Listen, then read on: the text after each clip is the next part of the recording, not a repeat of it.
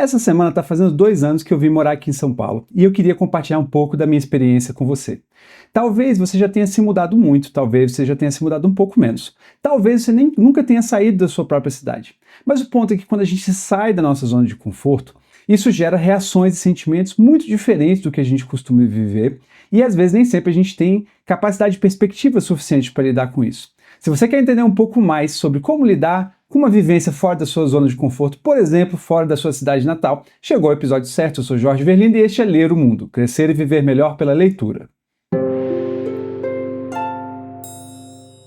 Para quem não sabe ainda, além desse canal de YouTube, eu sou autor do romance Jogos Marcados no Corpo de Deus, romance psicológico, ficção brasileira. E eu morava em Brasília. Só que a minha necessidade de publicar esse livro acabou me trazendo um pouco para São Paulo. Porque eu sentia que essa empreitada em Brasília, por não ter uma indústria editorial, estava se tornando cada vez mais remota. E, em algum momento, todo mundo que tem essa necessidade de materializar um sonho que depende de uma indústria musical, de cinema, literatura e por aí vai, acaba precisando vir para um grande centro. E mudar de cidade, principalmente para uma metrópole, costuma não ser uma tarefa muito simples. Primeiro, porque exige um grande recurso material, os custos materiais são muito amplos, por exemplo, custos de logística, custos da sua luta diária para fazer as coisas acontecer, custos para você se estabelecer numa outra cidade, sair da cidade onde você estava para a nova cidade. Mas também, além disso, incorre num custo social também grande. Por quê? Cidades pequenas e médias já têm uma estrutura amarrada. Pelos anos de história que aquela cidade tem, a estrutura social vai se consolidando. Agora imagina uma cidade, uma metrópole de 10 milhões de habitantes com mais de 400 anos, quase 500 anos de história. É muito natural que todas as relações e os esquemas sociais já estejam mais estabelecidos e que uma pessoa que está entrando nova, e aqui são milhões de pessoas entrando ao longo das décadas, precise romper algumas camadas sociais, gerando um custo também aí nessa área relacional. Mesmo assim, quando eu olho para trás, eu consigo ver que os custos que eu andei pagando estão mostrando algum tipo de resultado. Seja externamente, porque o livro está aqui publicado. Semana que vem eu vou participar de uma feira de literatura em Tiradentes para falar do meu livro. Mas também internamente, como eu andei falando no episódio de depressão pós-criação. Isso quer dizer o quê? Foi desenvolvido também em mim habilidades de relação, o meu próprio caráter, minha capacidade de resiliência e disciplina. Então eu posso dizer que eu acabei aprendendo coisas novas nessa jornada que vão para além do meu desejo inicial de publicar o livro. E são algumas dessas que eu quero compartilhar com você hoje que podem ser úteis na sua busca. Vou trazer algumas dicas práticas, divididas aí de uma maneira para simplificar o entendimento e muito baseadas na minha experiência pessoal. Pode ser que outras pessoas em outras metrópoles tenham outras experiências. A primeira dica que eu trago para você é a seguinte: curiosidade geralmente gera paciência. O que eu quero dizer com isso? Para você sair da sua zona de conforto, você vai precisar ter muita paciência. Você vai lidar com pessoas novas, situações novas, uma cultura nova, você vai precisar se fazer valer, se apresentar. E numa metrópole, você numericamente não importa. Ninguém numericamente importa, porque os laços e os esquemas estão todos estabelecidos. E qualquer novo entrante ou qualquer pessoa que está nos degraus mais baixos dessa pirâmide aí vai precisar fazer um esforço extra para se fazer valer, para se fazer relevante. E isso requer um grau de paciência que é muito maior do que a gente eventualmente tinha previsto no início. Só que o que acontece? A paciência muda e a paciência passiva, elas tendem a taxar muito o nosso fisiológico e o nosso mental.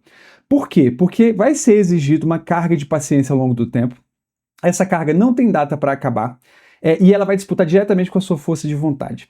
E aí, trazendo um pouco de uma leitura de um livro que eu já trouxe aqui, da Ellen Langer, sobre mindfulness, a curiosidade ela é um excelente combustível para a paciência, porque ao invés de você tolerar o desconforto de estar fora da sua zona familiar aí, você vai descobrir coisas novas, você vai prestar atenção em nuances novas da cidade, você vai aprender coisas novas. E esse processo de ir se conectando com detalhes dessa experiência nova vai acabar transformando essa experiência não só numa situação de aprendizagem, numa situação de descoberta, como vai diminuir a taxa de estresse e cansaço que você vai sentir ao longo do tempo. De novo, são experiências pessoais, mas elas podem ser úteis aí se você estiver transitando de zonas aí da sua zona de conforto para uma zona de busca, de luta pelo que você está querendo realizar.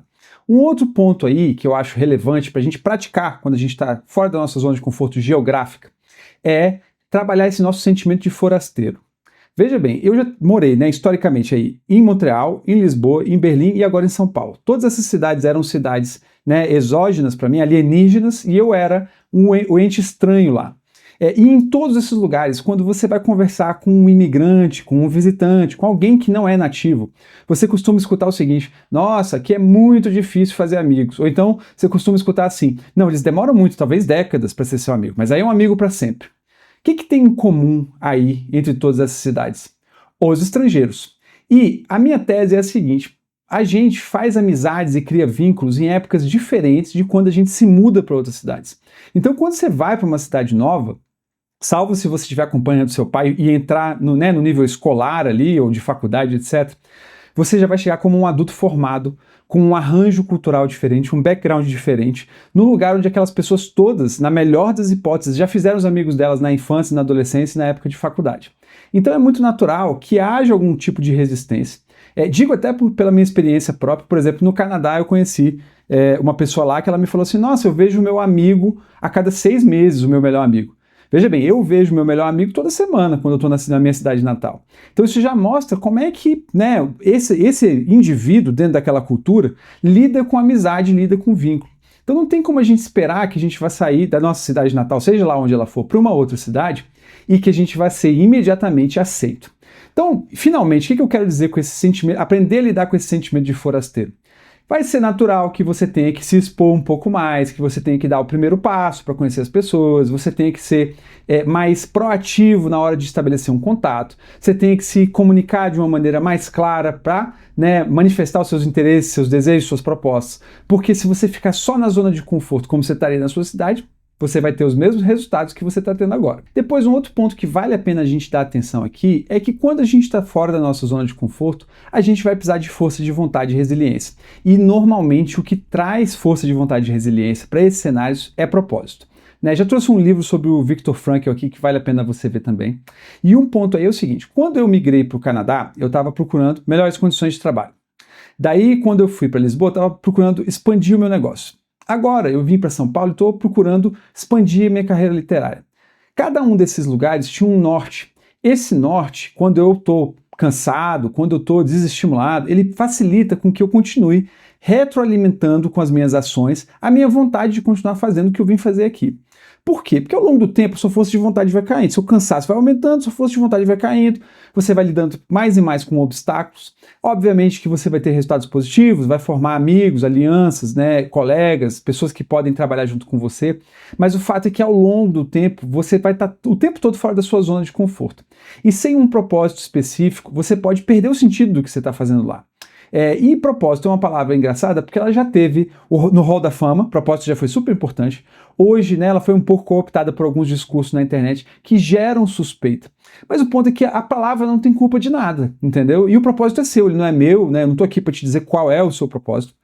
Eu só estou dizendo que você sendo capaz de jardinar o seu propósito, você continua mantendo a força de vontade que vai manter a sua curiosidade ativa, a sua resiliência ativa, a sua paciência ativa, e provavelmente você vai começar a ver alguns resultados das suas iniciativas aí, nessa busca que você está eventualmente tendo, que não precisa ser fora da cidade, você pode estar fazendo uma transição de carreira, por exemplo.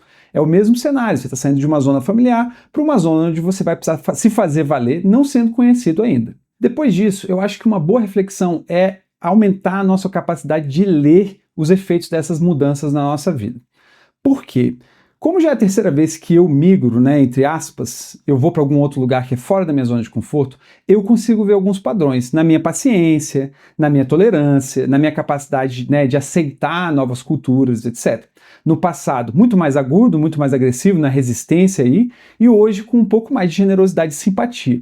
E o que eu quero dizer aqui? Que é o seguinte, é natural você sentir, você vai ser rejeitado, você vai ter dificuldade de se integrar, você vai precisar fazer um esforço extra, você vai precisar insistir. E é muito natural você entrar em estados de melancolia, de impaciência, de desgosto. Só que quando isso é a primeira vez, ou quando você não refletiu o suficiente sobre isso, é natural que também, você é gente, eu sou gente, é natural também que a gente vá ficando, sem espírito, vai perdendo a energia para trabalhar essas coisas. Só que você sabendo que você está num estado de mudança, você está fora da sua zona de conforto, sei lá, você é um expatriado, você é um imigrante, na verdade expatriado e imigrante é a mesma coisa, mas você está fora da sua tribo, você já sabe também que esses efeitos são naturais.